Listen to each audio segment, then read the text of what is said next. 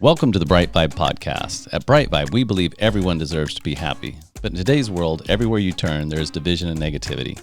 At BriteVibe, we have created a global movement to bring 8 million people together who are inspired to live bright, live bold, and share bright vibes. Alone, it can be hard to change, but together we can change the world. Welcome to the BriteVibe podcast.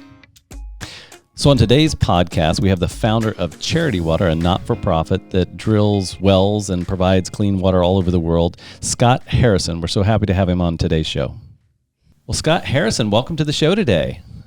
Hey, it's great to be on. Thanks so much for having me. Yes, I've got two special guests. I've got Scott Harrison, which we're going to get really in-depth with Charity Water today, and then I've got my wife, Erica Lilly, on the show today. So super excited. Thank you for having me. It's a big day for me.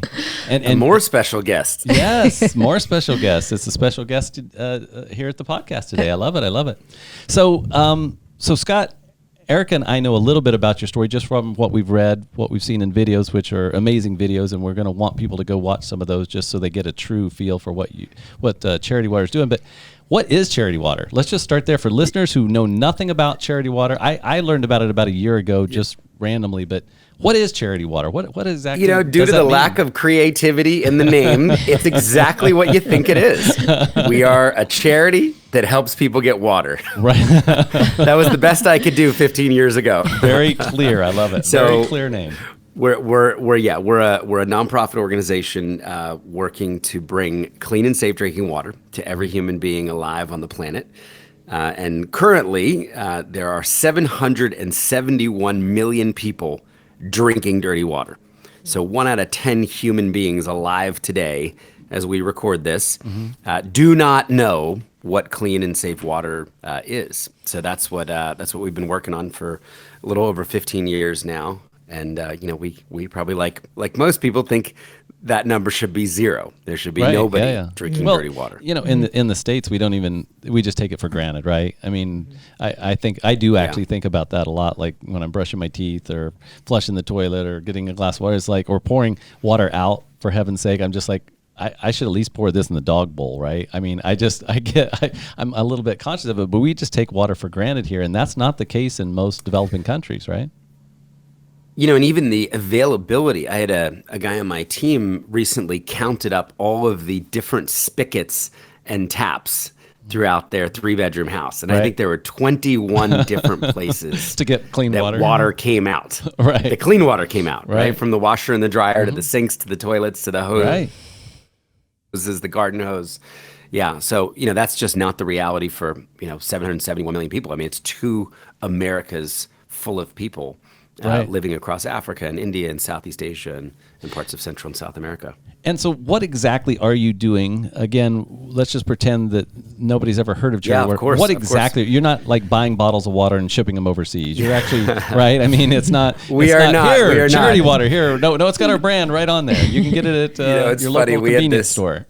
We had this idea for a skit that we never shot about, all the dumb ways that maybe you could try to solve the water crisis. Like if somebody faxed water to Africa or went into a Costco and tried to UPS water. This is when you guys have been working like 80 hours a week. It's the end of the week, right? You're just in delirious zone. Exactly.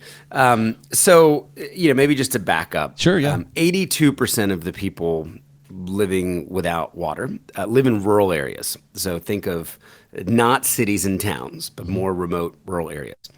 There are myriad solutions that can bring everybody clean drinking water, but there's no silver bullet.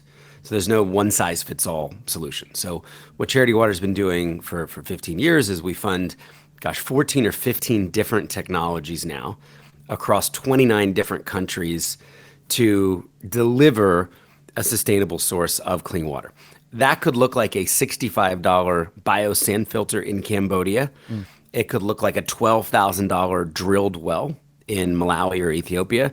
It could look like a $1.8 million massive gravity-fed system in Rwanda with networks of pipes and villages connected and solar driving the whole thing. So it is really that broad spectrum. Our job is we have a network now of over 1,500 locals that are constructing these water projects through our partner organizations. And it's really the job to find the right solution for the right environment that is going to be cost effective and sustainable. So what Charity Water really does is try to get people to care. First of all, there's far less awareness than people would think. Right. Again, as you mentioned, America officially has 100% water coverage. So even though we know there's pockets here where people, aren't maybe turning on taps and getting clean water, the data would say that all of America has clean water. So this is just not something that people in America or Europe or wealthier parts of Asia kind of wake up and think about. So our first job has really been awareness, and then to raise the money to fund these different solutions. So we've raised now over $700 million from millions of donors globally who have stepped up to kind of be a part of the solution, and that's helped us now get 15 million people clean water. Wow. But you put 15 million in 15 years, which is kind of against the 771. We've done about 1/50th of the work that needs to be done. Right. And how many water really projects? Only scratching the surface. How many water projects does that encompass, or did you those 15 about 100,000 now? 100,000 projects. Okay, so and that's 1/50th. So it'd really be 5 million projects make this thing. Is that something like that? It doesn't scale quite as linearly, but yes, it's a solvable problem, and we're doing more pipe systems. Now as we kind of scale the operations, less wells, less of the smaller filtration systems. But yeah, it's we know how to get everybody on Earth access to clean water. So far, there has not been the global will. There's not been the capital deployed at this problem, so we haven't had the resources to solve it. And that's why I believe the best is yet to come. So we're actually recording this on World Water Day, which is kind of our day. Serendipitous, right? 365 days a year. Yes. That water has its own day, and we really believe the best is yet to come for the sector. When I started 15 years ago, there were 1 billion people without water. Wow. Now we're down to 771 million people, even with population growth. So we are making progress. Right. We're going way too slow, but thanks to just everyday people who are learning about this and joining Charity Water, we've seen just explosive growth over the last few years. And help me understand, because I'm so give me an example of a country, maybe the biggest region or country on Earth that has the biggest need for clean water. What would that be? Well, I'll just talk about one. So I've been to Ethiopia 31 times. Okay. About 100 million people living in the country. About 50 million people don't have clean water. Wow. Okay, so that's just, that's what, 7% of the globe right there in one country. And then 80% of those people, as I mentioned, are living in these remote areas. So it's not as simple as building a big industrial water system in a city that just covers millions of people. They are living in small 250, 300 person villages, farming. It's an agrarian society. So living off of the land, taking care of livestock, growing corn or maize. So you've got to go to these communities with different solutions. So I think we've helped about 3.5 million people so far in Ethiopia alone, but 50 million left who right now, and what it looks like, it's oh my gosh. I mean, if you don't have water, if you could just imagine your life where water did not come out of taps, or if it came out, it was brown and viscous and filled with parasites and disease. There are just so many different life implications. There are studies that say up to half of the disease in many of the countries around the world is caused by bad water and a lack of sanitation. So imagine, half of the hospital beds full of people who just didn't have the most basic health need met. There's a huge implication when it comes to education. 1 out of 3 schools in the world not only don't have clean water at the schools, they also don't have toilets. So, imagine being a teenage girl staying home 4 or 5 days every single month, because you're not going to go to a school without clean water and without sanitation facilities. So there's a huge impact on education, and then the time wasted is probably the most felt need as I travel around the world and talk to people in communities. many people will walk 8 hours a day to get water. I mean, the water's not even close to their home. It's not even available. So the stream would have dried up. And yeah, that was one of my questions: is why did they settle there if there was no water, right? Well, there often was water. Okay, so we're and hearing, now we're in a drought. Right? Oh yeah, when I was a kid, there was a lake here, there was a river here. So we have seen certainly a changing climate as we talk to the elders in the village. Right. They'll describe a very different situation. However, it's the only land that they own. Right. So I've probably brought 350 people to Africa with me now, and the most common question is, well, why don't they just move? Right. Yeah. I said, well, they don't own that land. They don't own the land next to the river. And this is the land of their parents and their grandparents and their great grandparents. Makes sense. This is where their farm is, and the other option is to move into a slum. Right. But often the slums don't have clean water, and the living conditions are far worse. So it's very common for a woman or a girl, and it's almost unilaterally. I've now been to 70 countries. It is always, in my experience, the women and the girls who are tasked with getting the water. So they will walk up to 8 hours a day, 7 days a week. So you imagine 56 wasted hours, time that could be productive, time that could be spent with your family or starting a small business or selling something in the market for extra income, is kind of senselessly lost walking to get water that then isn't not even clean, that's polluted and diseased. So, it's I'm telling you, I mean, I've been at this for 15 years. It's one of the most amazing kind of no-brainer universal goods. Right. When we can go into a community, when we can solve this problem for 300 people, often they're living on top of clean water aquifers.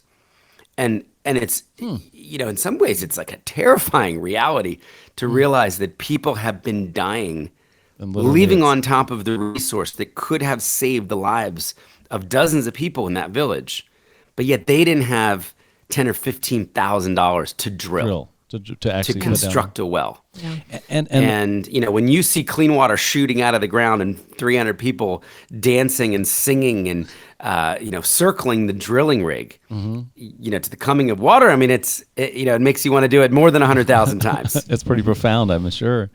The and the government's politics, it just works against you, or not you, but it works against that.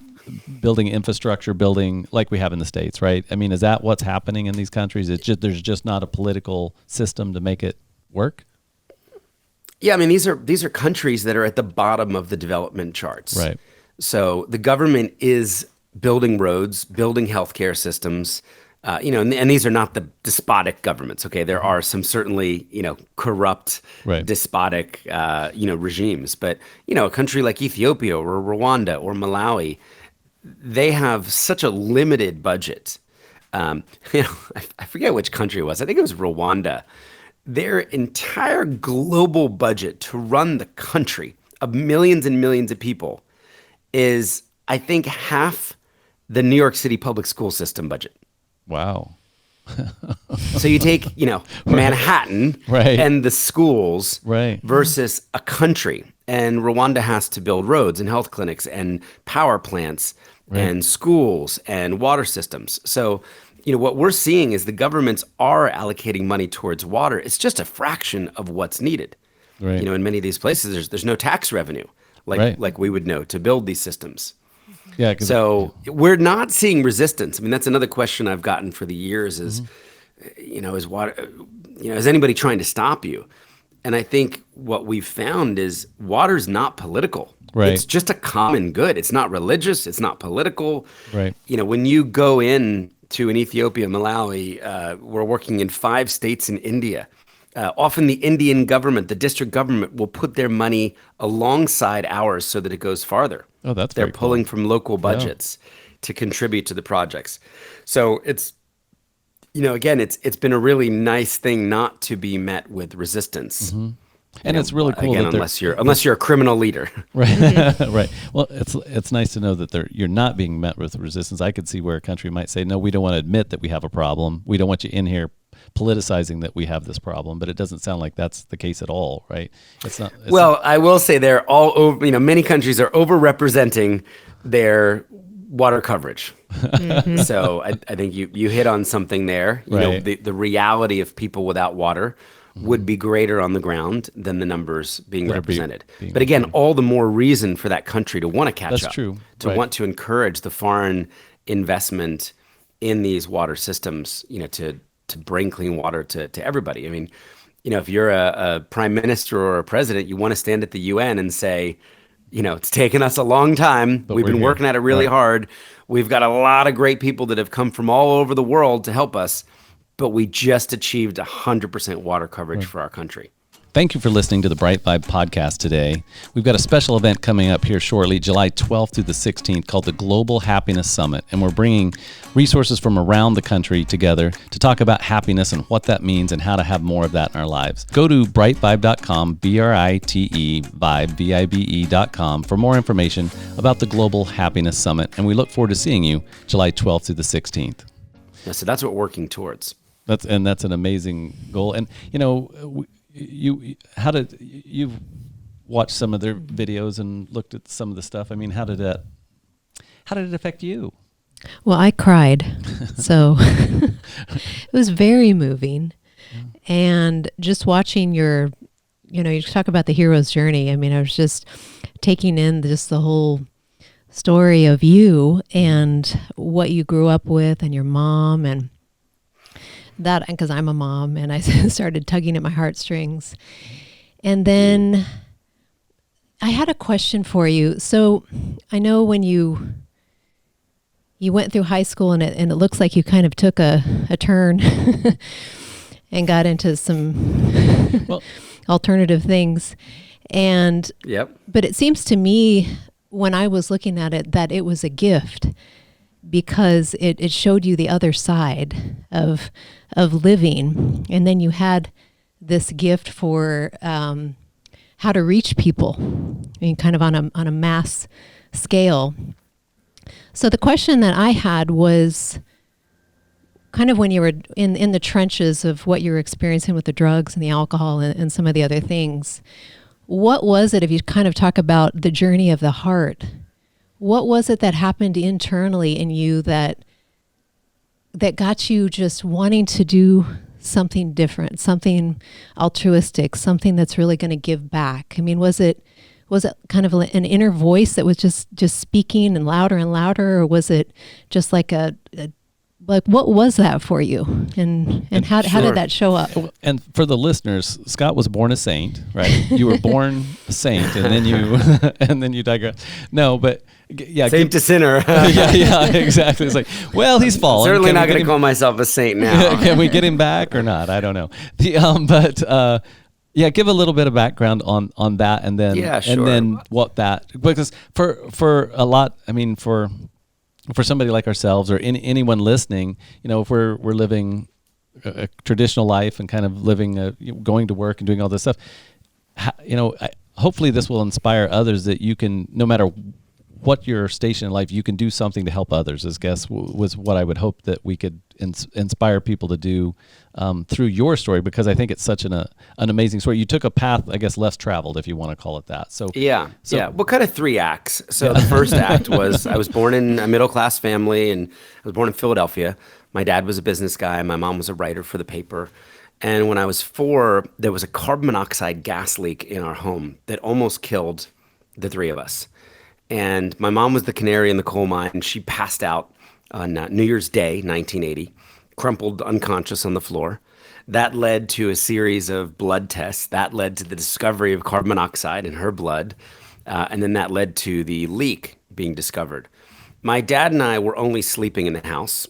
So we had just enough exposure. We recovered. And mom was spending 24/7 unpacking boxes, putting the house together. She never recovered. So my mom became an invalid. She became permanently disabled when I was 4. And her immune system irreparably shut down. So I am very familiar with the 3M family of masks, because my mom started wearing a mask 42 years ago when I was 4 years old, and I never really saw her face. She was allergic to the world. Perfume would make her sick. Car fumes would make her sick. The smell of soap or fabric softener would make her sick. So she lived in isolation, eventually in containment rooms covered in aluminum foil and sleeping in cots that had been washed 20 times in baking soda, sterile environments. So as a kid, I wanted to be a doctor. I was a caregiver as an only child. I was doing the cooking and the cleaning, and I'd go with her to doctor's appointments. And, I was going to be a doctor. I was going to cure mom, and I was going to cure other people like her. As Erica mentioned, that did not turn out to be the case. And at 18 years old, I moved to New York City, and instead I became a club promoter. And I spent 10 years smoking, drinking,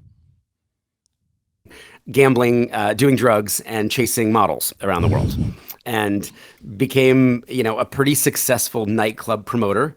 Would go to dinner at 10, the club at, midnight, some disgusting after hours at 5 a.m. And then I'd crawl into bed at noon while other people were on their lunch breaks, having salads from Sweetgreen. So really kind of dark, destructive lifestyle. Again, a lot of drugs, a lot of just vice.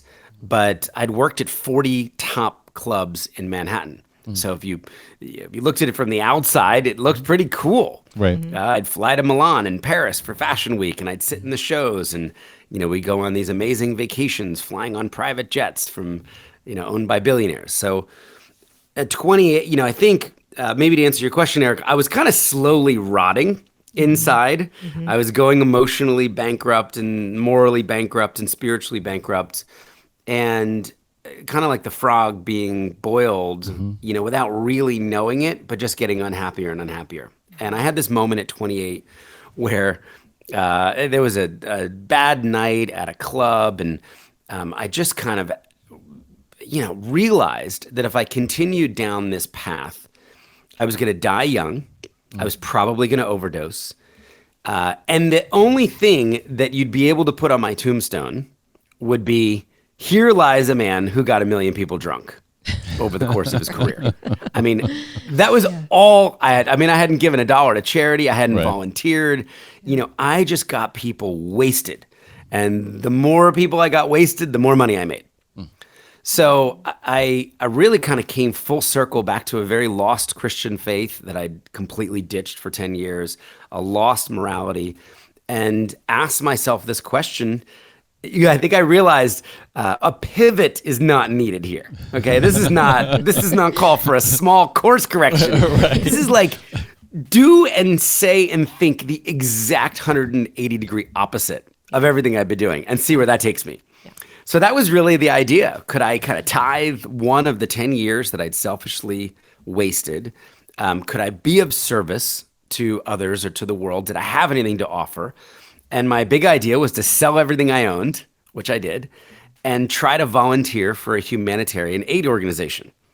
Well, the problem is aid organizations are not looking for former nightclub promoters. So I was denied by the first 10 organizations that I applied to. Famous ones like Doctors Without Borders and World Vision and the Red Cross. All the big names. They didn't know where to put. Right. Yeah. They didn't know where to put a club rat. And I was very fortunate that one organization wound up writing me back and saying, if I was willing to pay them $500 a month and go live in the poorest country in the world, which was Liberia, West Africa at the time, after a 14-year civil war had just ended, then I could join their medical humanitarian mission as a photojournalist. And I'd always been a pretty good photographer as a hobby and a pretty good writer. So that was really where everything changed for me. And I did quit smoking and drinking and drugging and gambling and kind of had this cold turkey moment. And then I sailed on a hospital ship full of doctors and surgeons and nurses to Liberia, West Africa, to be of service. And that was 17 years ago. And then nothing was really the same for me. I never looked back from that moment. That's an amazing story and transformation. So what happened inside you when you started to see how you were affecting people, how you were helping and being of service, and seeing all the people that once you started getting into the water and started really affecting their health? I mean, what happened inside of you once you started seeing that you started that? Yeah. Well, I just cried a lot, Erica, in the beginning. Imagine. Yes. Just to describe the scene, so the doctors would advertise their coming. A small advance team would post these pictures and flyers all over the country saying, doctors on a huge ship. This is a cruise liner that had been converted to a state-of-the-art hospital. Doctors on a ship are coming. If you have a cleft lip or a cleft palate, if you have a facial tumor, if you were burned by the rebel soldiers during the war, if you have flesh-eating disease, if you're blind with cataracts, turn up on this day and our doctors will see you and we'll schedule as many people as we can for treatment. And my third day in West Africa, I remember getting up at 5 a.m, grabbing my 2 Nikon D1X cameras, putting on hospital scrubs, and jumping in a convoy of Land Rovers as we moved from the port to the football stadium, the soccer stadium that the government had given us to greet the sick people who would come. And I knew we had 1,500 available surgery slots to hand out. So we'd be able to treat 1,500 people. And I'll never forget turning the corner and seeing more than 5,000 people standing in the parking lot, waiting for us to open the doors. And it hit me so hard in that moment. Oh my gosh, we're going to send 3,500 people home without seeing a doctor, with no treatment, with no hope. I later learned many of these people had walked for more than a month. They had literally set out a month ago, some from neighboring countries with their kids, just hoping to find a doctor for their child, walking from Sierra Leone or Cote d'Ivoire or Guinea. Hoping to get medical care, and we didn't have enough doctors. We didn't have enough slots. So that was kind of the first, just emotion that I remember, was just this pain of never seeing or experiencing so much human suffering, so much trauma, and so much physical trauma, right? I mean, you could argue in the clubs, there's certainly a lot of brokenness and a lot of kind of emotional trauma. But I mean, this is blind people in their 30s who just have cataracts. Wow. Yeah, they just needed a 20-minute surgery to get their sight back. It cost like $150, but they didn't have access to man with that huge, you said it was a benign tumor. Yeah, the huge facial tumor, Harris, who was in the video. Yeah. So, and then I think the second thing, one doctor said to me, he said, focus on the hope. Focus on the 1,500 people who were going to be able to help. Beautiful. And because of my volunteer position, I was able to document and photograph 1,500 sick people and then 1,500 well people. So I watched these transformations happen. I was there in the moment when the cataract doctor removed the bandages the day after the surgery, and the 30-year-old could see her child for the first time in her life, and started screaming and dancing and, tackling me with hugs, and the nurses and, devouring her child because of a 20-minute surgery that we were able to provide. So the cool thing is I went with a guest list of about 15,000 emails. And this is many years ago. So email open rates were like 100%. Right. So my poor club list went from getting invited to the Prada megastore opening in Soho, New York City, or Cosmopolitan's Fashion Week party, to pictures of leprosy and tumors and cleft lips and cataract surgery. And of course, the list got a little smaller. So a lot of people unsubscribed. But other people began to send money, and other people began to volunteer. And I think I quickly learned in that first year with this group called Mercy Ships that the same skill of promoting, that's what I was good at. Right. I was promoting the idea that if you got past the velvet rope into the hottest club in New York City, if you spent a lot of money on $25 cocktails, maybe you left with a pretty girl or a pretty boy, then your life had meaning. And when I changed the story and said, when you give of your time or your talent or your money in the service of others to end this needless suffering that we're seeing, then your life has greater meaning. Right. So I just wrote and told stories and photographed and wound up raising, a huge amount of awareness for the mission and money for the mission that first year. The year turned into 2, and then it was really that second year in Liberia where I learned that the dirty water people were drinking was the root cause of so much of the sickness. And I learned half of the country was drinking dirty water, and half of the disease in the country was because of bad water. So then I kind of jumped to that root issue that I discovered, and then came back to start Charity Water. That's amazing. It's just an is. amazing story. And so so fast forward 15 years today, kind of what are you most focused on with Charity Water? What's Charity Water about today, and what's the focus?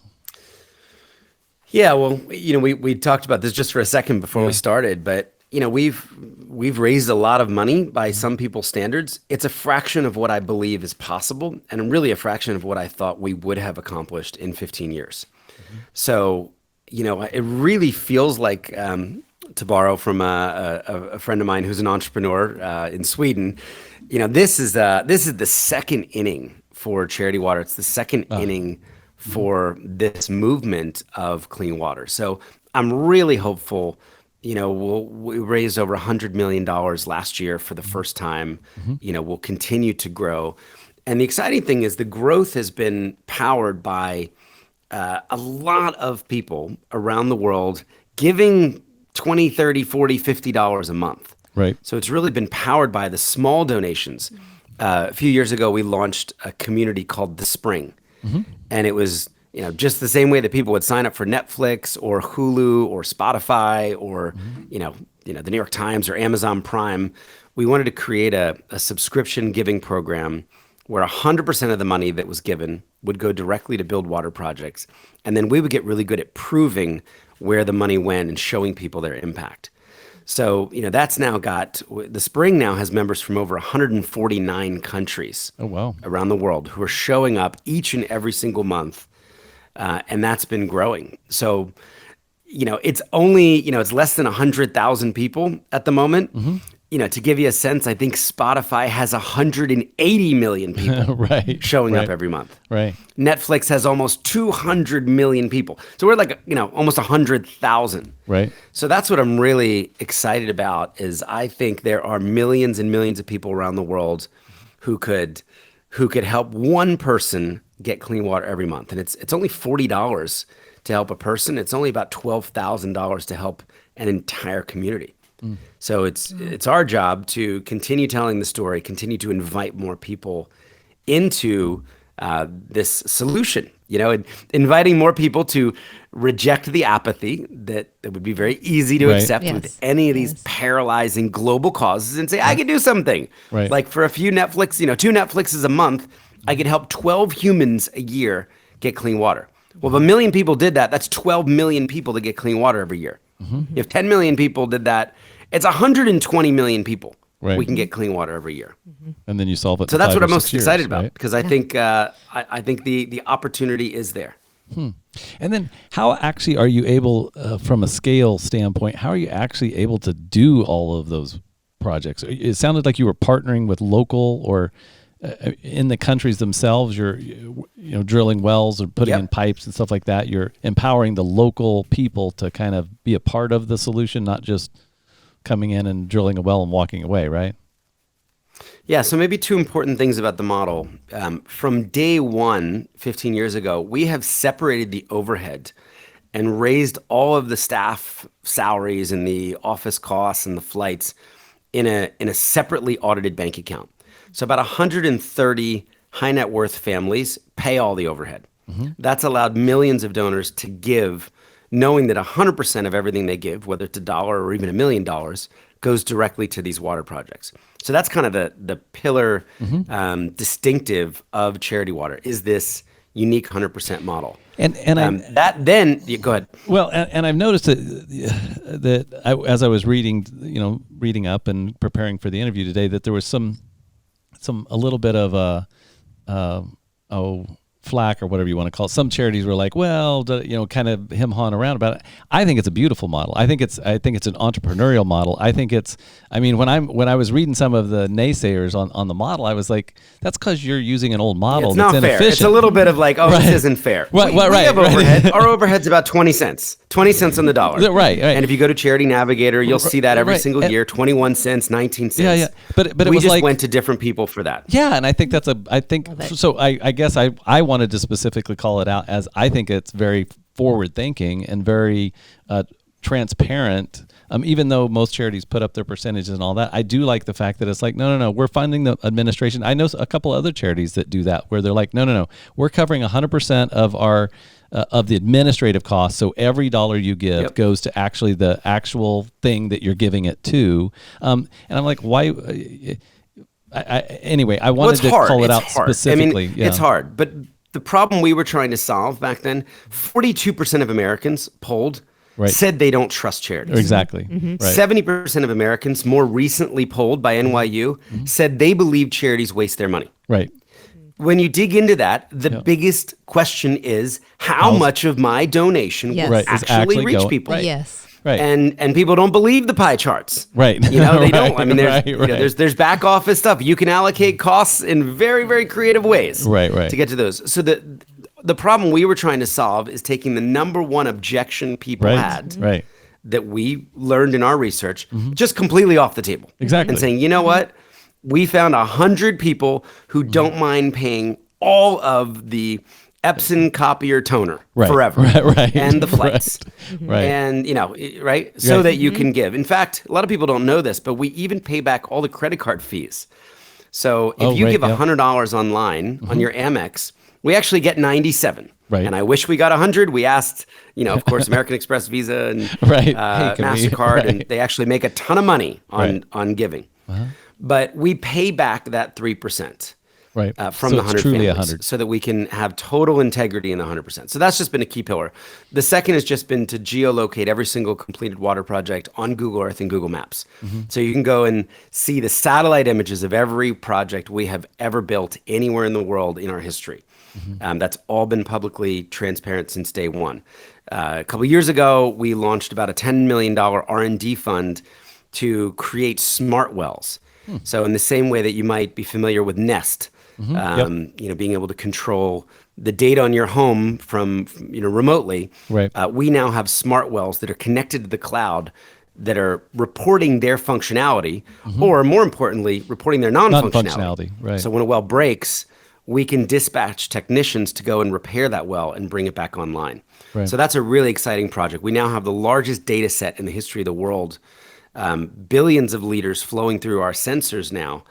Of rural water projects.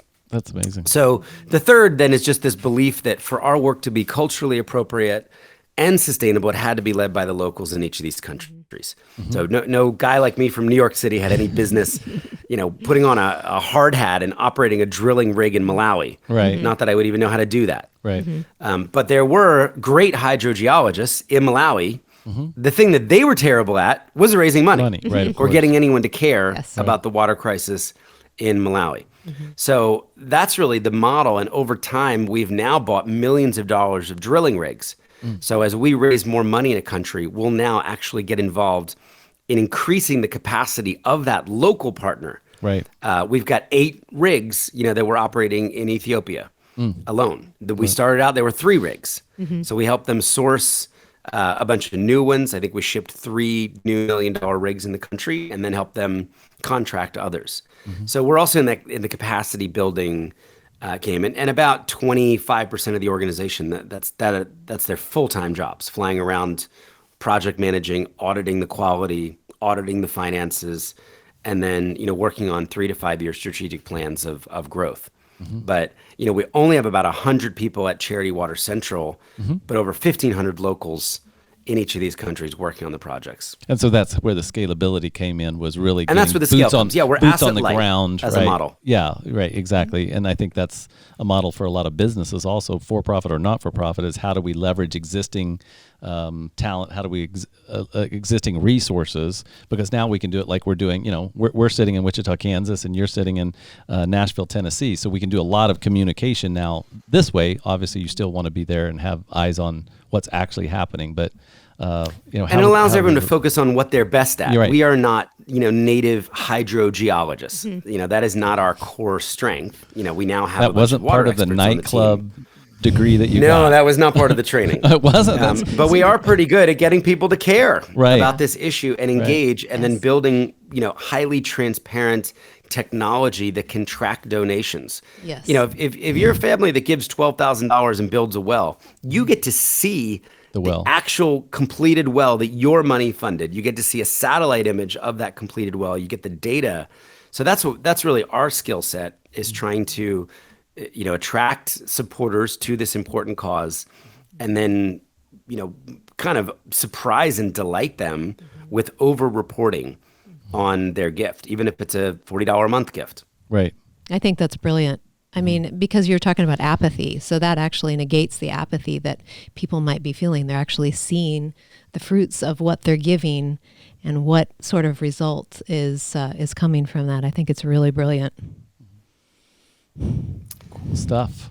Well, we have an amazing community, and I think people want to give. People really want to give, and there is a sense sometimes of, you turn on the TV or you cruise the news and it just feels so hopeless. Yes. Yes. Yep. A lot of negativity Where do we out there. start? Yes. Yep.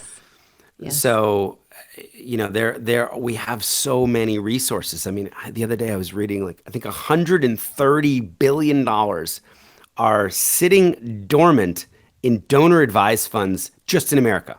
Oh, through So you have $130 billion of parked capital. Right. This is money that can only be spent. Yes. Right? People already took the tax write-off. right. Yes. But organizations like ours have not made compelling reasons enough to move that inert capital.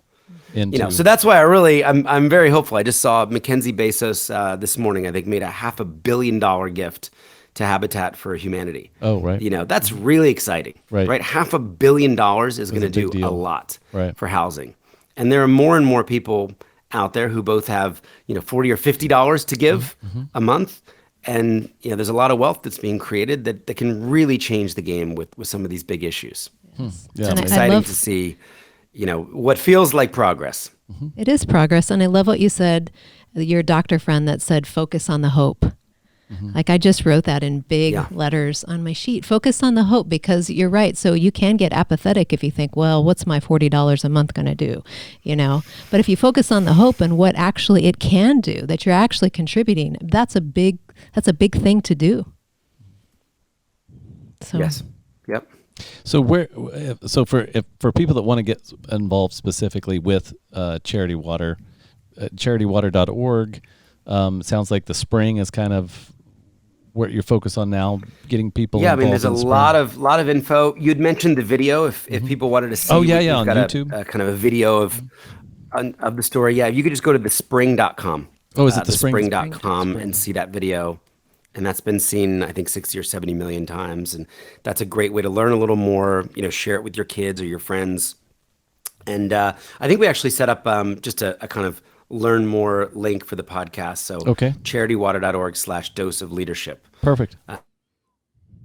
Charitywater.org/dose of leadership. And you could see the video, you could get involved there. And I know you have an amazing community of people who care a lot about these things. And, everyone is invited. We need all of the help that we can get.